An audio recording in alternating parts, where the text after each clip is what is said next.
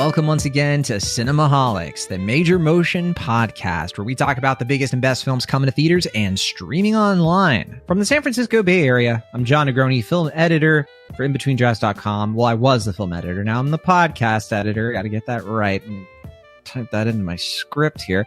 And from Pittsburgh, Pennsylvania, he is a freelance film writer, and in space, you actually can hear him scream. It's Will Ashton.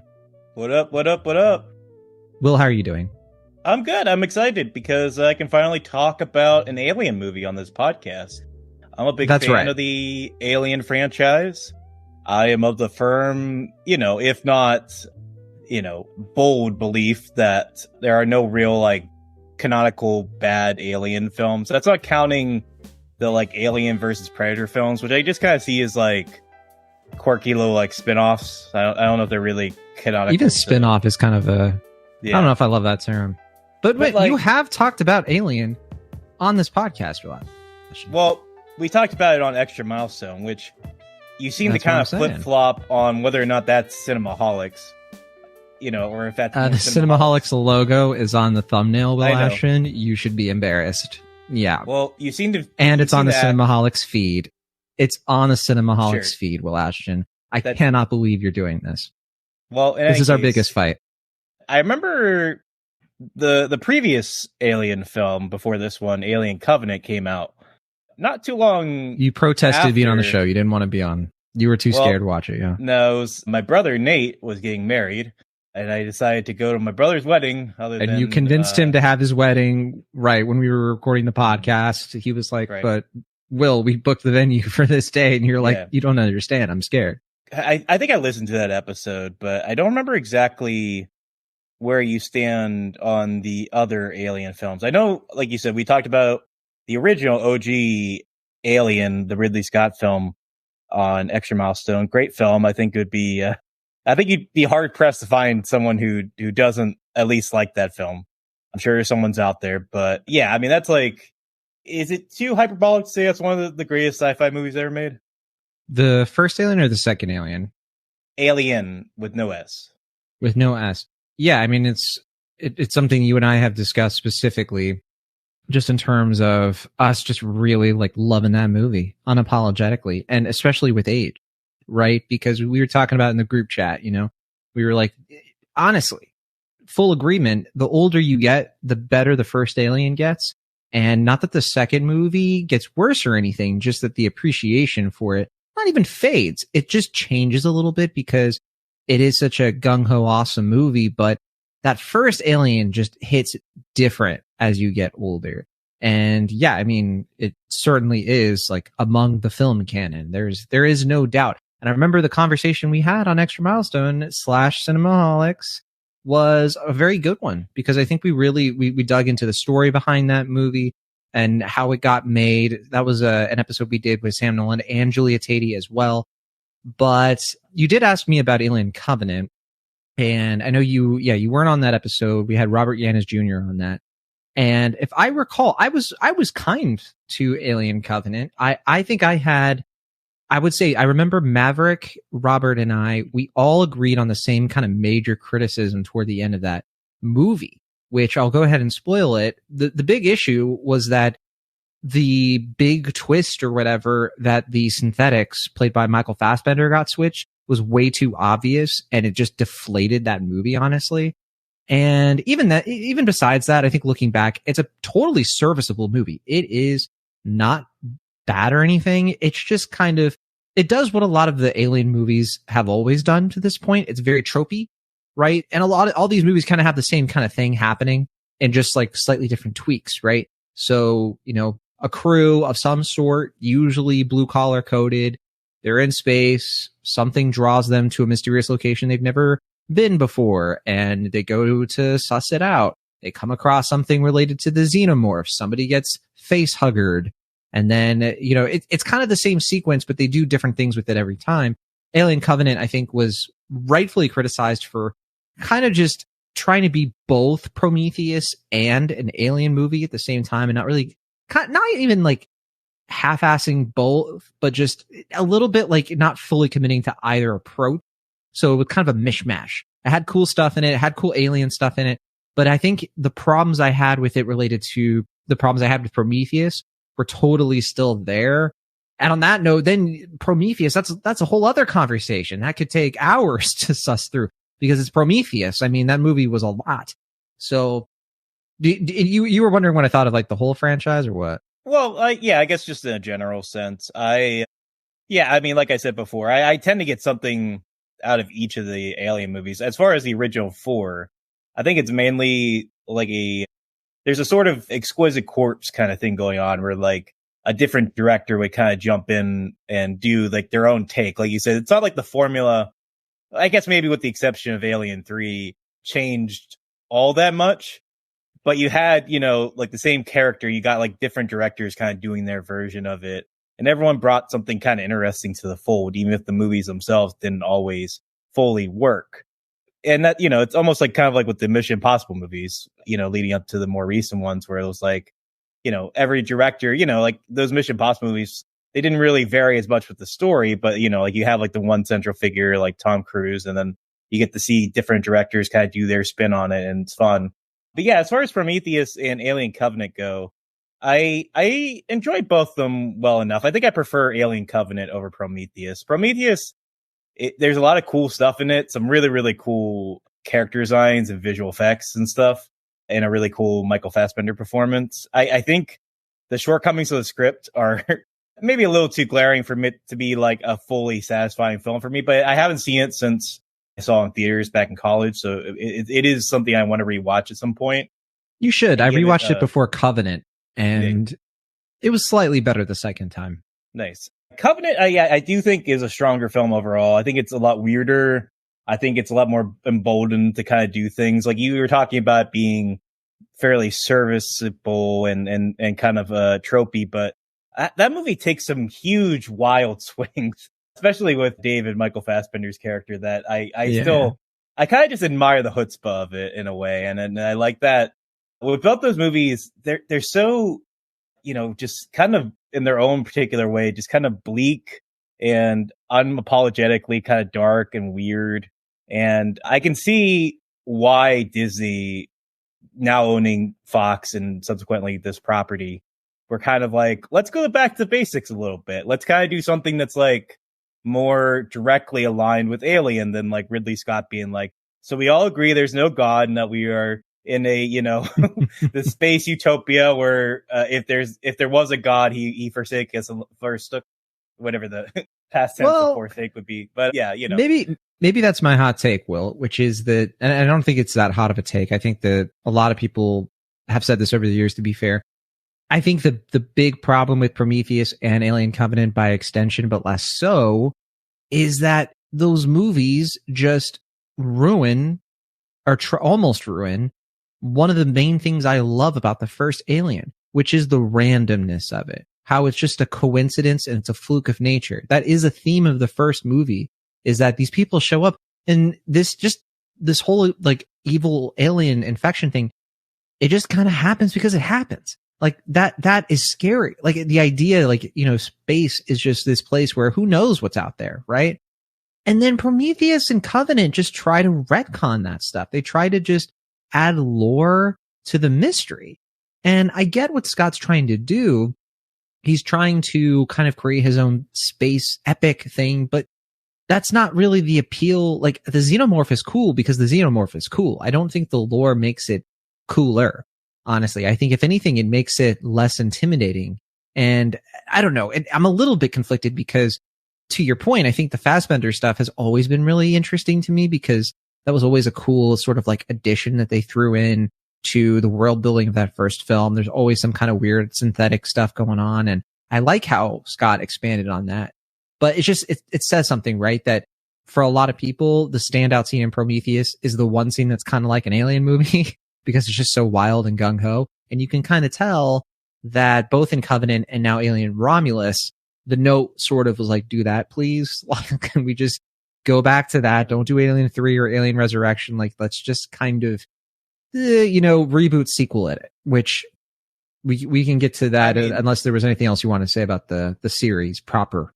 Well, if I want to tie it to those two films and then this one, I would say, and I'm not going to try to jump ahead too much, but if there is kind of one central complaint I would have about these more recent Alien films is that ironically, and I don't really know how they can overcome this, is that the fact that they are Alien movies kind of hinders them more than helps them, I think, in a weird way. Like, I think the fact they have to kind of like tie into those films or pay homage to them in a particular way kind of prevents Prometheus and Alien Covenant and subsequently this film from kind of doing their own thing, which is where I think all those films sort of excel, is when they kind of can, you know, adhere and pay homage to those films, but like not directly be influenced or, you know, indebted in a particularly obvious way. But yeah, like I said, if we can, you know, get on it and talk about Alien Romulus more directly without me spoiling anything. Sure thing, sure thing. And I do feel a little bad. We didn't really get into Aliens, but I feel like that topic has really been settled at this point. I mean, people know and love that movie, so.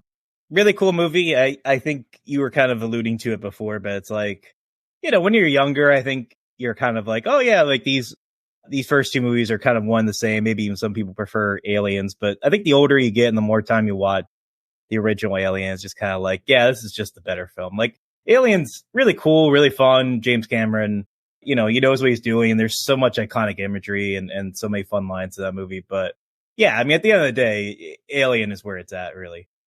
Couldn't agree more. Now, Alien Romulus, if you discount the Alien versus Predator stuff, which I usually do, I believe this is the 8th film in the franchise. Let me count it real quick. Let's see. Aliens, Alien 3, Alien Resurrection, Prometheus, Alien Covenant. Oh, it's the 7th. Excuse me. So the 7th film. And Romulus is actually a little interesting. I didn't know this going into the movie because all I had seen was a poster. I didn't know any of the stuff like going into the production around this, and I hadn't seen the trailer or anything. So I actually had no idea that this was an interquel. So that is neither a sequel or prequel. That is a movie that happens in between two previous installments. So specifically, it's in between Alien and Aliens. And I don't know if I want to get into like the timeline of it, because first of all, I'd probably butcher it. And second of all, I don't know if people care about that necessarily or getting spoiled on that. But yeah, that's just the thing you need to know is it's kind of a sequel to more of a sequel to Alien, but it's not a sequel in the sense that like Halloween, you know, was trying to be a sequel to the original, but then it just pretends all the other movies didn't happen. That's not what this is. This is absolutely just like all those movies are still canon, and in some cases, unfortunately. But this movie is just kind of like filling in a specific gap, if that makes sense. You know what? Well, Ashen, we'll just say it's like the Star Wars Clone Wars movie. That's exactly what it is in the middle of the prequels. Perfect. I mean, I was going to compare it to another Star Wars film, but I don't want to get ahead of myself. Well, yeah, I mean, I think you could say Rogue One, stuff like that. But okay, so, or it's a little Star Wars story, you know, obviously. That would work as well. So anyway, so Alien Romulus, this movie is, I mean, first of all, it's been a while since Alien Covenant. That was 2017. That was the first year of Cinemaholics. So it's been 7 years now since we've been doing this podcast, and we had to wait a while to get you on the horn for a new Alien movie. There you go. But this one was in a little bit of production hell, because if you recall, those of you who are our age or older, I guess, but originally these were 20th Century Fox movies, and Covenant came out sort of like while the Disney Fox like buyout stuff was happening. It hadn't fully like settled yet. But originally Ridley Scott, who again directed Prometheus and Alien Covenant, he intended to do a third film in this like Prometheus trilogy. That was the idea. Covenant was like a sequel to Prometheus, and he never got to make that movie. Basically, as you kind of alluded to already, Disney was like, we're just going to do something else here. And Scott is still co-producer of the film. I believe he might be an executive producer, if I'm remembering the credits correctly. But in this case, Disney tapped in a new director, and they kind of fast-tracked this movie. They started it up in March 2022 with Fede Álvarez behind the wheel. And I know we already had a huge preamble, so I don't want to belabor any further, but a lot of you who have been listening to the show for a while, not even we have talked about a Fede Álvarez movie since we started the show in terms of him directing, because I don't think we talked about The Girl in the Spider's Web. I was going to say, I never got around to watching that one. Yeah, I mean, it wasn't for a lack of interest. I do like Fede Álvarez. Like, I really enjoyed his Evil Dead remake, and I thought that was a lot of fun. I rewatched it not too long ago, and I don't think it's as good as I remember it, but it's still good fun. I definitely think at the time, at the very least. Yeah. Yeah, I think it holds up on its own measures. And Don't Breathe, I think, also holds up pretty well. Good movie. Didn't bother with the sequel, which he did not direct, but yeah, I would definitely. He did write it. I should say. I think write it or co-write it. Right. I do think it is weird that, like, at least with the 3 movies of his I've seen, there's like a lot to enjoy, but there are like 1 or 2 scenes are just like uncomfortable for different reasons. Like, it's just like, yeah, it's good besides this, or, like, it's good, but like you kind of have to get over this thing. And this movie has a similar kind of thing, but I don't want to jump ahead too much again. So that's who we're getting into here. He's an interesting director, and I think that it makes a lot of sense for Disney to hire a guy like this because he really did revive the Evil Dead franchise. I mean, a lot of his work there like coincided, right, with Bruce Campbell coming back for the, Ash vs. the Evil Dead series. Yeah. And that renewed interest was, he was very instrumental in that. And then Evil Dead Rise last year, which was pretty fun as well. Not amazing, but certainly enjoyable as well. Well, and another movie that people kind of have been bringing up in relation to Alien Romulus is Prey, the kind of like new sort of Predator movie where people were like, finally, one of these that's good. I think we weren't that mean to the 2018 Predators. I don't remember, but I don't recall. I feel like we were just kind of like, it's whatever. There's some stuff in that I don't agree with, but I mean, it's not a great film. I don't know. It's okay, I guess. But hey, Alien and Predator have always been so coinciding. And here we go with, kind of a similar situation too, because I think Romulus originally was going to go to Hulu in a similar way that Prey was. Yeah. And apparently like somebody like at Disney actually watched the movie and was like, hold on, like this will make money. And they were right. This thing is making a ton of money. I mean, relative to its budget. And also Evil Dead Rise, another situation where that was supposed to be for Max and it went to theaters. But I think in all these cases, I like to be optimistic and assume that it's a quality thing. But I really think it comes down to these studios kind of realizing, all right, so if we put this movie on the service, how much money do we get? And it's like exactly $0. Yeah, exactly. And if we put it in theaters, how much do we make? At least $1, sir. I think we should put it in theaters. I think we should try to make some money on this thing that we spent like $80 million on. I don't know. From a business standpoint, I think that makes more sense. But we don't have time to get into it, but you have to consider tax write-offs, the marketing costs. There are things associated into, at a certain point, they look at it as we'll lose money either way. Which situation loses us the least? Sure. And sometimes streaming is that. In this case, though, I think an accountant actually like redid the numbers and kind of cracked their knuckles and was like, hey, this thing isn't a steaming pile of dog. You know what? So like people will, a contingent of people will like this. And that seems to have been the case. We'll do the Rotten Tomatoes game, of course. And they were like, this will make enough money to like be worth it. So there you go. They steered the ship in a different direction to play into a pun there. But anyway, the movie stars Cailee Spaeny as Rain, who is a minor, also an orphan because it's an alien movie. What are you going to do? She kind of like lives in this mining colony on like a ringed planet that looks kind of like Saturn. She has a brother who is actually a synthetic android played by David Jonsson. His name is Andy, and he is kind of on the fritz a little bit, but the two of them are super close, and she kind of considers him like a surrogate brother, and she looks out for him. It's just the two of them, against the universe, as it were. So, here comes if you watch Borderlands, same kind of deal, I guess. I didn't see that movie. But anyway, long story short, Rain and Andy are kind of on the outs because they're not on the outs with each other. They're on the outs with the Weyland-Yutani Corporation, which hires them. They have like, of course, all the commentary around workers' rights and unions and that stuff. But basically they're trying to leave this place and go to a different like colony that would have more opportunities. But to do that, they would need money. They would need cryo sleep and cryo cost money, blah, blah, blah.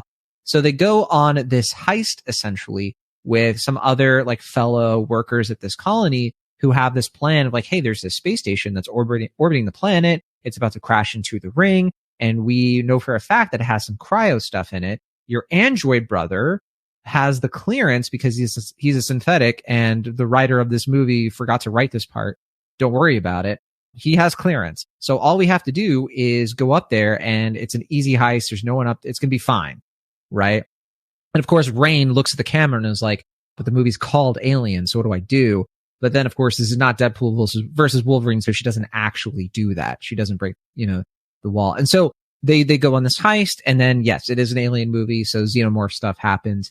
And I don't want to get into it any further because that's part of what this movie is, right? It's just sort of like, all right, when are we going to get to the get of this thing? And as I kind of alluded to before, people are liking this movie. We'll get into the numbers of that and the specifics for sure. But I will just say from a, anecdotal experience, the press screening of this, fairly positive among the critics there, myself, of course, included. I had a great time with this one. And I genuinely, was watching this. And while there are certain things here in this movie, and I stated this in my review where I'm just like, bad, stupid, crazy, don't do it. I was very annoyed at certain things with this movie, specifically the fan service stuff. Disgusting, and more disgusting than the actual like body horror things. But that's like it's a fraction of this movie. It's like a piece of this movie. I don't love it, but the actual alien stuff and the tense stuff and the set pieces and the scenes, and I'm an apologetic defender for the last 20 minutes of this movie. I think it rules. I liked Alien Romulus a lot, but what did you think? Will Ashton, this thing's just under 2 hours. It's in your zone. Mm-hmm. I liked it overall. I really enjoyed the experience of it, but I do find that I am kind of frustrated with the film at the same time. And I think it's like I was alluding to earlier. I think with Disney being involved, there's a very distinct sort of Rogue One quality to this film, at least for me, where I feel like what Fede Álvarez is doing and what Disney wants are kind of sometimes at conflict with one another. And you have, like this, like you said, this in-between qual that is inherently kind of dark and setting up these new characters that we know for the most part aren't really going to make it out all right because it's an alien movie. And more often than not, people don't make it out, things go for the worse for wear. But you also have, like you said already, this sort of like desire to do like fan service stuff and to like not really do anything super inventive stylistically, just kind of like playing the hits basically. And as I said before, I think one thing that I really find myself endeared to with the Alien franchise is that each one, for better or for worse, generally tends to do something a little bit different. Even when Ridley Scott was directing a second or third Alien movie, they did kind of feel different from one another in different ways. And this one, it's very much paying homage to Ridley Scott's filmography. Even the beginning of the film is like a direct, like Blade Runner sort of thing with this Saturn town. And then, like you said, towards the end of the film, you have some very direct callbacks to Aliens, which are just pretty groan worthy and I think kind of take you out of the film, unfortunately. But, with those caveats in place and those criticisms in mind, I do think it is generally a kind of fun blockbuster. I think it looks gorgeous. I was thankful that I was able to see this movie in Dolby. You said you saw this one in IMAX at the press screening? Yes. Dolby IMAX. It was true IMAX. Literally the biggest IMAX you can find in the Bay Area. Yeah. I mean, I always have a soft spot for seeing space movies, in particular in Dolby. I mean, one of my favorite theater experiences the last few years was seeing Ad Astra in Dolby. I just love Blade Runner 2049. That movie just destroyed. In Dolby. Yeah. I just saw that one in the regular theater when I had my press screening, but I bet that one kicked ass in Dolby and IMAX. But yeah, I mean, yeah, I think this movie looks great. It's like one of those things where, just knowing that this was going to be on streaming kind of blows my mind as far as like, it looks so nice from like an image by image basis and seeing it on like a big Dolby screen. It's just like, I'm sure on TV it would have looked fine or whatever, but like, it's hard to imagine this movie being made for streaming and not having a theatrical release in mind when they were making it. Cause I really do think for whatever faults the movie has in terms of story and retreads, it does look great. I think Fede Álvarez is a very competent craftsman. I think he knows how, like we said, not only, play into whatever franchise he has, like playing the hits essentially, but also just knowing, I think it's really cool to have the experience of it. I think the cast is solid. I really enjoyed, I know I saw him in a Hulu movie last year. I don't know the actor's name, and I'm unfortunately blanking on the movie, but the android. David Jonsson. Do you remember the movie that he was in last year? Yeah, so Rye Lane. That's it, yeah. Yeah, it was like a Sundance favorite. And he was also in he's also in a show that's still going on called Industry. It's an HBO series. Oh yeah. I didn't realize he was on that. Yeah, I've been meaning to watch that. I heard it's really good. He also has another movie coming up. He's in the Bonhoeffer movie, not to be confused with the Tom Cruise version. There's a new one. Yeah, but yeah, he's in that one as well. That's okay, cool. Yeah, I think he's a really I mean, granted, I think between Rye Lane and this, like, he's maybe getting a little typecast and the certain, like, kind of particular, like, affable, nerdy, good guy kind of thing. But I think this role, it really does him the most favors. It's obviously the most David-esque. But there is a complexity to the character. There's a lot that I think he can do as an actor that's pretty subtle and nuanced that I really enjoy. I think Cailee Spaeny is having a pretty great year. You know, even with my quibbles with Civil War, I thought she was really great in Priscilla. I think she was really good in that movie as well, and I think she's really solid in this. I still have not seen that last movie you mentioned, Civil War. Yeah, it's when you get to the end of the year, I'm sure you're going to see some people have it on your list, so you might check it out. I think it does some things well. I think it does some things not so well, and maybe you can listen to. If that's not a selling point for you for your end of year catch up, I guess I don't know what is. But in any case, yeah, I mean, I think this movie it has its fun quirks, but I also feel it's like kind of disposable in a way that I'm not really used to with the Alien movie, especially with the last two. Like, for all their overambitious desires thematically, it gave a lot to chew on, and I feel like there was a lot more place there. I mean, but with this one, it's just kind of like, yeah, it was a fun movie. I enjoyed it, and I haven't really given it all that much thought before we hit record on this episode. But for the you did see it much more recently than I did, right? Yeah, yeah, but I'm just saying that, like, I think I enjoyed it more as a really cool theater experience than as a compelling addition to the Alien franchise, which I feel like more often than not has done thematically interesting things installment by installment. This just kind of feels like, yeah, whatever. It's enjoyable, but it seems like you maybe got a little bit more out of it. So I'm curious to hear what you have to say. Honestly, I think that we're pretty aligned, just because I think that, if anything, it's a roller coaster movie, that's for sure. And I think that's why people are liking it, is because you are getting that kind of experience that you're talking about. I think the reason, like the thematic stuff, it's so difficult to get that right when you have the first movie and you try to go down that road. What ends up happening is you just sort of bog these movies down too much, and you kind of cram them with stuff that isn't as interesting. What works with this movie is that Alvarez focuses on the set pieces and the kind of little quirks and the weird sort of like, how are they going to get out of it all? It's way more like, I'm surprised you said, like, to me, it's more memorable than a lot of these other movies. Like, things I remember about Covenant are like the Fassbender double android flute thing. Like, that's the most memorable thing about that. Danny McBride humming, the Take Me Home Country Road song. Like, and me remembering how bad the CGI was for that xenomorph when they had to bring it out into like daylight. It looked like clay. That's all I really remember from that. Yeah, Catherine Waterston was in it. Yes, definitely. Short-haired, female protagonist. It's an Alien movie, all right. In this movie, like, I kind of like that it sort of isn't trying like that hard with the stuff that doesn't matter as much.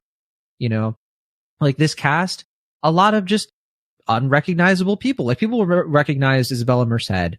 She was just in that Madam Web, so everybody saw that. But, she's been around for years and years, like Dora, that Dora movie, Instant Family, stuff like that. But then also, the one guy, Archie Renaux, he was in Shadow and Bone, but like most people aren't going to like recognize him. There's a guy named, an actor, Spike Fearn. I had never really seen him in anything. Like, it was kind of cool that, like, yeah, a lot of people don't recognize David Jonsson, but that it felt fresh, right? Another thing I do remember about Covenant was James Franco was in that movie for reasons that don't make sense. I forgot, honestly, that like Guy Pearce was like in this like Prometheus would-be trilogy thing. Like, there was a lot of like, we have to have these stars, like it's an Alien movie, see? And I like that this kind of got back to like, Sigourney Weaver was not a household name in 1979, right? And that's kind of like the magic of those movies is like, let's actually refresh this with a a cast that people aren't going to recognize. I get it. Cailee Spaeny a bit more recognizable, but she's not even that recognizable. She's not a superstar. I generally agree with you, but I also have a quibble where it's like, when you watch that first Alien movie, you know, you got Harry Dean Stanton and you got... Oh, you do have John Hurt in that movie. You're right. You got John Hurt. My bad. You got people who are like, you know, like, I mean, they're not ugly or anything, but you like see these people and they kind of look like the type of people you normally see in a blue collar job. You know, like you wouldn't be surprised to see them, you know, like at a truck stop somewhere, a diner or whatever.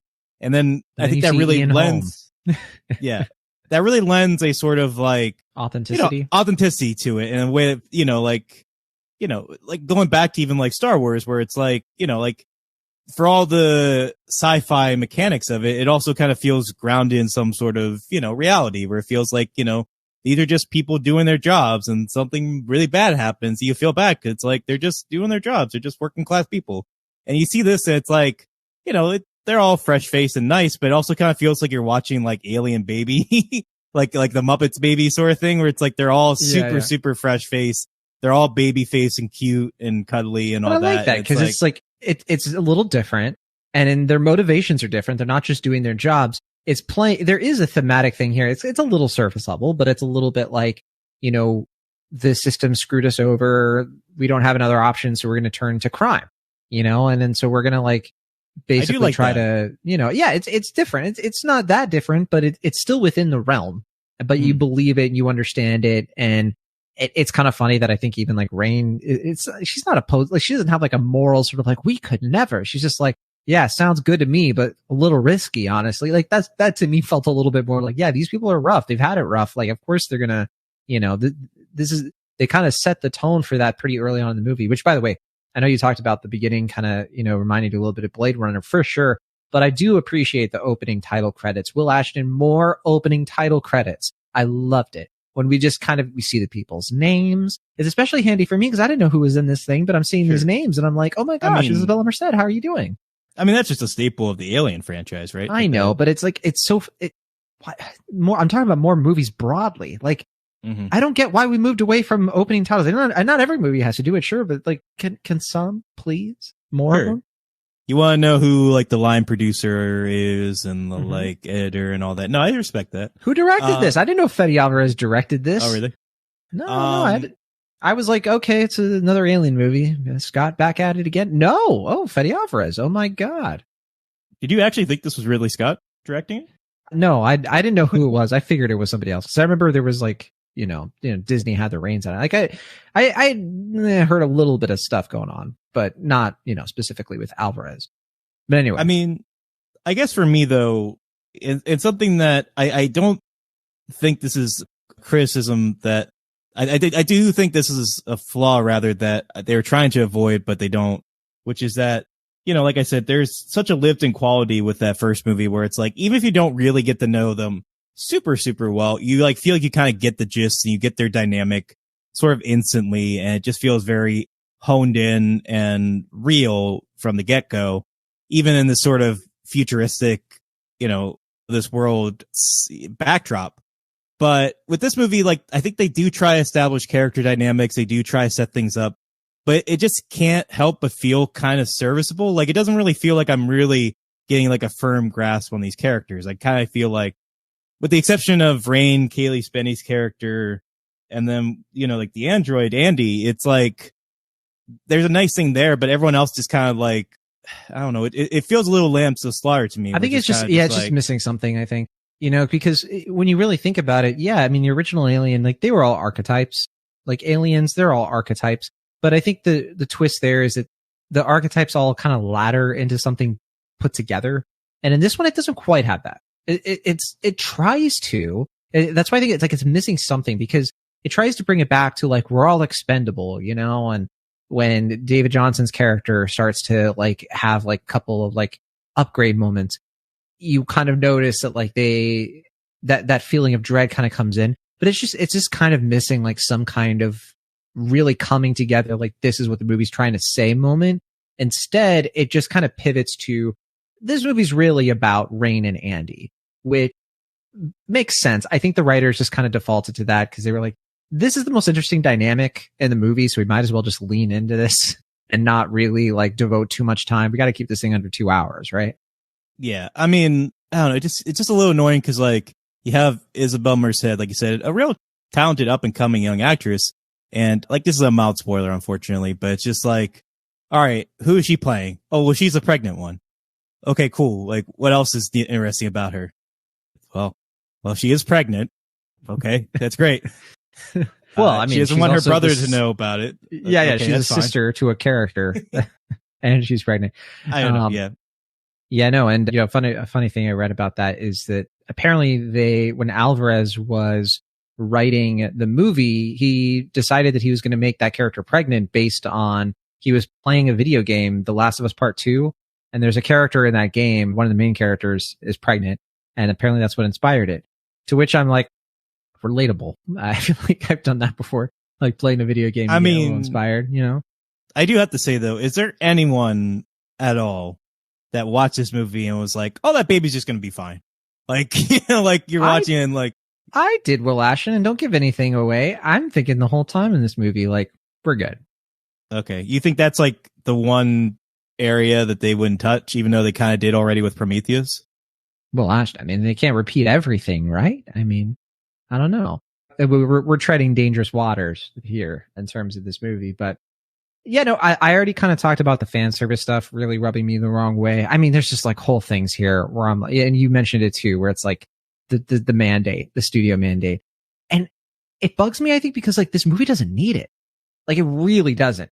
Like take that stuff out and replace it with fresh material, and you're fine. Like the movie still, like all the good stuff is still there, and you don't have all the groan-worthy stuff. It adds nothing. All it adds is I recognize the thing.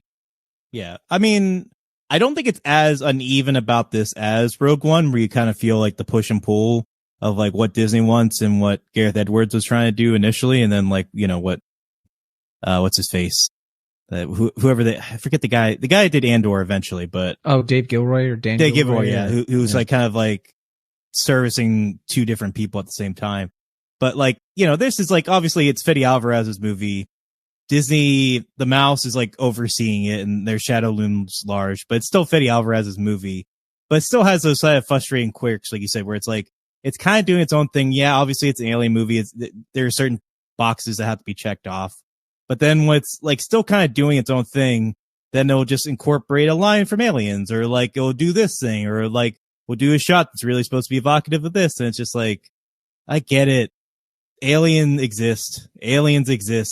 You're in the same universe.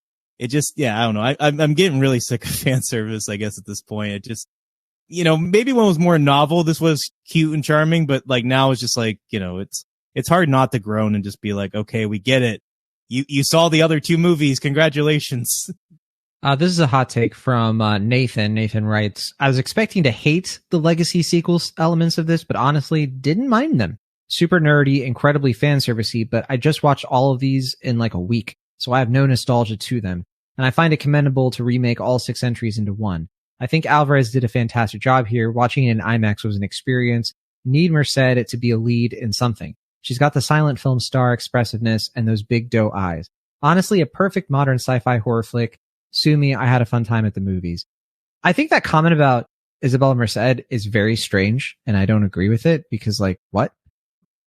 Big doe eyes? What are you talking about? But whatever. Aside from that, I think there's something interesting about that because we're definitely not coming at this from the perspective of people who are new to the franchise, which there are going to be a lot of people who watch this, younger viewers who are a little bit like they're too old, I guess, to have like, or I guess they're too young to have probably watched Covenant at this point, but they're maybe like a little too old to, or they're old enough, I guess, to like really start getting into these movies. So there's something to that, I think. You can watch all these at once and be like, oh yeah, Marvel movies do this kind of thing, I guess. Yeah. I mean, this is going to sound like a backhand compliment, but it's actually pretty sincere. Like if you didn't really enjoy the swings that Prometheus and Alien Covenant went for, I think you're going to enjoy this movie a lot more. Like, I think it's like, if you just kind of want the face huggers and like, the long darkened hallways where, creepy crawlies are coming out and doing in the goo and all that, like it plays to those beats a lot more.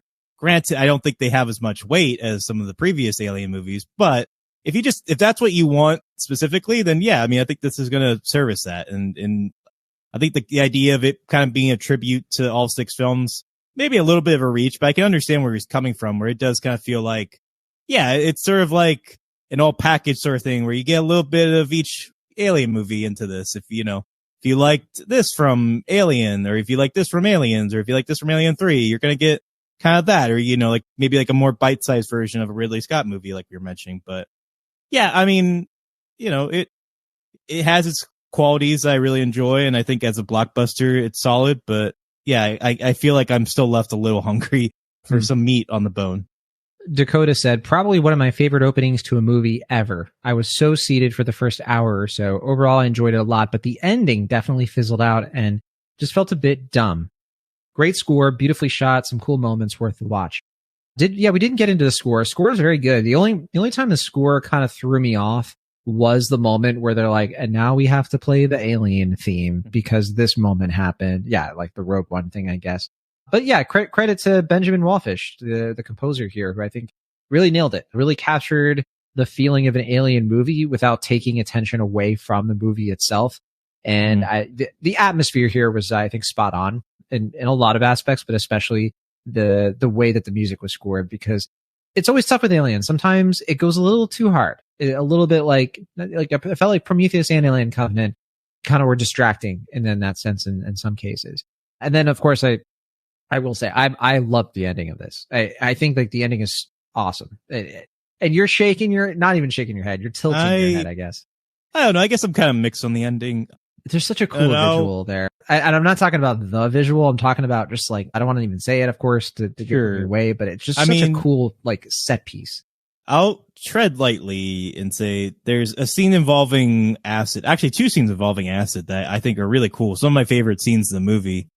Just because I think they're really tense and gory and gooey, and I really enjoyed that. And like you said, there's an image where I remember, I thought the movie was wrapping up, and then like it seemed like, okay, we're not really slowing down. And I checked my phone only this time, just be like, okay, we still got 20 minutes.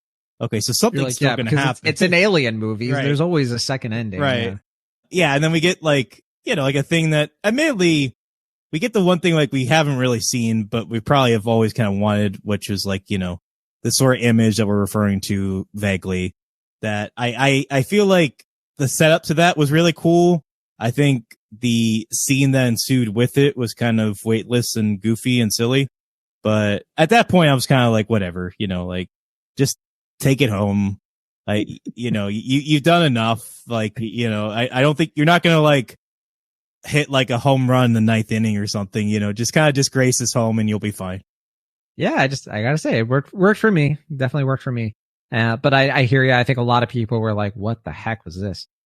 But at the same time, I think that just in general, the audacity of that moment and the acid thing too. I think that's the thing. This movie just was a little bit more creative. They really put in a lot of effort into some of these scenes to be like, how do we amp this up? Make it a little different than we've done it before. So that stuff I really appreciated. Last comment here from Henry.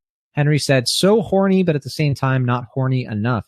I loved the set and costume design and the practical special effects so much that I can ignore any issues with the script. Yeah, I mean, we didn't get into the practical stuff, but yeah, I think Alvarez, he makes like a funhouse horror movie here. There are just like, there's a good, I think, balance. Obviously there's tons of CGI in this movie, but yeah, a lot of it kind of just flies under the radar and it only amplifies, I think, the practical. But some of the xenomorph stuff here is chillingly creepy. And I especially really liked the way the ship works. It was a very weird ship, and there were times I didn't fully understand the layout, but then it kind of came back around in the second act, and I started to be like, all right, I get it now. Sure. I mean, I think you make a great point. It's something I didn't even think about, but I'm really glad that you addressed, which is hiring Fede Álvarez to make like a haunted house film is really kind of inspired because, like you said, like Evil Dead, the remake, is like a haunted house film basically, and like all in the cabin and like all this stuff happens. And like Don't Breathe is also sort of like a haunted house kind of movie where, this movie has a whole scene kind of, homaging Don't Breathe, right? I guess so. Yeah, but no, I mean, I think in that respect, You're right. It has 2 scenes because of the thing that happens in Don't Breathe that people don't like to talk about. And then, anyway, sure, the turkey baster scene. In any case, yeah, I mean, I think it totally makes sense to hire Fede Álvarez for this. Like you said, I think having it basically be like a haunted house film in the Alien franchise, I think totally makes sense for another Alien film. I don't really get the guy said this movie was horny. But not horny enough. I don't know about that one. I feel like this is the least sexy Alien film. Like, it's like, I think I'm with you. Yeah. Like, hey, to each their own. I mean, this maybe is the most sexless Alien movie that I can think of, really. This feels like a conversation I don't feel equipped to have. But okay, let's should we play the Rotten Tomatoes game? Are you ready? Yeah, let's do it. All right. Well, there are some changes to the tomato meter is still the same, but the audience rating is a little different now. That's right. So yeah, this will be our first time using that. It's called the popcorn meter now. But we'll start with the tomato meter. We have 334 reviews counted. Well, actually, one of them is mine, which means you have a little bit of a hint because I like the movie. What do you think the tomato meter, Rotten Tomatoes score, critic score, whatever you want to call it, is for Alien Romulus? So this is one of those things where, like, I think it isn't probably getting like all across the board 4 out of 4 star raised films. But I think 3 out of 4 critics are probably like, yeah, it's pretty good. Like we were saying, like, yeah, solid, doesn't rock the boat or rock the spaceship, whatever you want to say. But it does its job and it's fine. It's well made and it's well directed and all that. And it does what, it does what's it says on the can. So I think that means that since 3 out of 4 reviews are probably positive, even if they're like 3 out of 5, this is going to look like a really high RT score for critics, but not like 90% high. Like probably like, I'm going to say 84% high. So that's my guess. Pretty close, actually, but a little bit lower than that. It's actually at 80%. It was even higher for a while. But then, yeah, some of the critics started coming in. I remember the day this happened, critics were like, slow your roll, Alien Romulus. It's not that good or anything.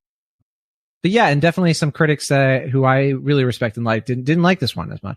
So yeah, it's a little bit of a mixed bag, not gonna lie, but high school. Yeah. I would say like the critics I follow are pretty mixed on the film, like in the sense of like some people like it, some don't. Not like mixed in the sense of like they like some things, don't like other things. But yeah, yeah. I mean, I didn't think that really reflected general critics. I feel like more critics than not are probably being pretty kind on this film. But yeah, that 80% definitely makes sense. All right, popcorn meter. This is the new term for the audience score. That is gonna that's gonna take some getting used to, I think. Yeah, I don't love it because I'm like, why is there why tomato meter? Why popcorn meter? Like, what? I can tell you exactly why. It's because studios are trying more and more to legitimize the films that don't get good critic scores, and they're going to be like, given the certified fresh tomato meter, and Bill, 59-year-old Bill from Arkansas is going to be like, that's a certified fresh. Like that means that the movie's great. Like.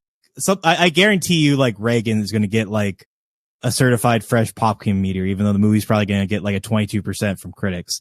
And then they're going to plaster that tomato meter all over the ads for Reagan, not to get like political, but just like something like that, where it's like clearly the audience for it is going to go really buck wild and like overrate the film. And then the critics are probably going to be a lot more negative on it. That's my guess. Wow. Well, Ashton, we'll see if your guess pans out once we get to Reagan later in the year. But okay. We have that comes out this weekend, I think. We have 5,000 plus verified ratings, and keep in mind, by the way, they also kind of updated it where you have to buy the ticket, I think, with Fandango for it to be a verified rating now, I think. I don't totally know how it works necessarily, but that's kind of what I was reading. Anyway, that said, what do you think the popcorn meter / audience score is for Alien Romulus? I think audiences are liking it. I don't know if they're more positive than audience or the critics. I mean, I feel like it's probably more of this, like in line with that kind of. So I'm going to guess like 82%. You had the right track, but you're just off by a few points. No big deal. 86%. So a little bit higher. So you overestimated the tomato meter and underestimated the popcorn meter. How could you? Will Ashton, how could you do something like that? I don't know. I don't know how I could do that. Let's move to cinema score. The letter grade cinema score from the folks in Vegas. What do you think? From A+ to F? What could this be? My heart says B+. Your heart is in the right place because it is a B+. Well done. So you got one Nice. right. There you go. All right. We'll go then to the Letterboxd. And on here, we have 380,000 people have logged it. And for the average rating, what do you think it is from 0 to 5? Well, Letterboxd is a young person's game, and I think younger people are probably responding to this movie a little bit kinder than maybe your like general older critics like ourselves. So I'm gonna say 3.4.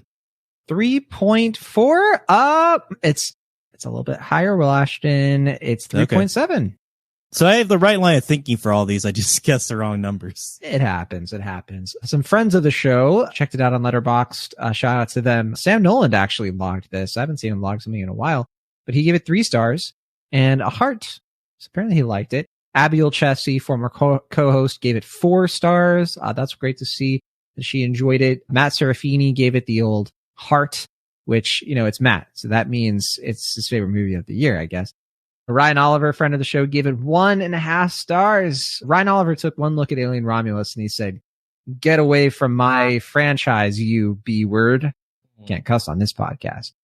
I think that might be it. Oh, I guess we had Brian Young on for the show once. Brian Young gave it 4 stars. And I think that might be it, Will Ashton. Oh, Aaron Dicer from Sif Pop gave it 4 stars. Corey did not rate it. He did not give it a heart. But who knows? Maybe he liked it. I never know with that guy. Emma Sasek gave it 3.5 stars. I always love seeing her stuff. I think she's in Venice right now. Matt Donato gave it 3 stars, and that might be it. Oh, Chris Evangelista, he gave it 2.5 stars. Man, who didn't watch this movie, Will Ashton? Isaac Feldberg gave it 1.5 stars. Clint Worthington didn't rate it. So yeah, I guess your point, Will, a little bit mixed. Some high, some pretty low. So you never gonna know. I like that rhyme. Yeah, I mean, it's Alien Romulus brought it out of me. So Alien Romulus, it's playing in theaters now. I already mentioned it's making lots of bucks. It's made like over 200 million worldwide already. So doing quite well off its $8 million budget. Yeah. For the next movie, what did you want to talk about? Reagan, Will Ashton? Is that what you were alluding to? Are you planning to see Reagan? No, I'm not. Okay. I think my next screening is going to be Beetlejuice. I forget when I'm seeing that. I don't know when we're going to get to that one, but stuff that's in theaters now, I think the Shaun of the Dead 20 years thing is happening. I don't have a plan to see that. I don't know if anybody was wanting us, fans of the show were wanting us to check out Blink Twice, but I think you already saw that, correct? No. Mike saw that one. Mike saw that. Yeah. I'm the one who needs to open my eyes, really. Mm-hmm. Yeah. I was curious. I do want to see that at some point. I'd be open to talk about that. The only other thing that was kind of on the radar was The Crow. I don't have any interest. I think I'm good, honestly. But listen, hey, if you've been curious about something, you can always hit us up. If you're one of those fans of Reagan and you want somebody to put Will Ashton in his place, you could check that one out. I also, good. I was gonna say we could do some Reagan impressions on that episode, which would be fun.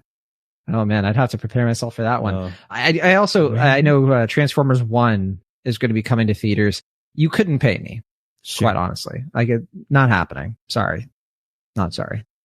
Did I hear something about Star Wars? Did you hear something about Megalopolis? Oh man, you get what I was doing there with Reagan and Star Wars? Yes, I understand, Romashin. You did it. Thanks as always for listening to Cinemaholics. We always appreciate you tuning in. We'll be back soon, hopefully to watch a movie. We'll see. From the Internet, California, I'm John Agroni. And from the Internet, Pennsylvania, I'm Will Ashton. See you next time.